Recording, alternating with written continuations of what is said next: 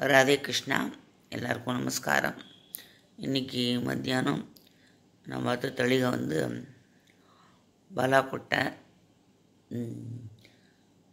வெண்டைக்காய், முள்ளங்கி எல்லாம் போட்டு சாம்பார், அதுக்கப்புறம் சாதம், கொஞ்சம் மோர், ஒரு மாவுடு.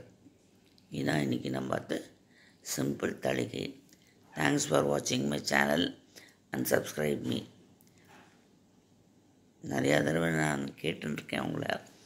நம்ம ஷார்ட்ஸ் எல்லாம் போடுறோம், போட்டுட்டு நாவலாக திடீர்னு பார்ப்போம்.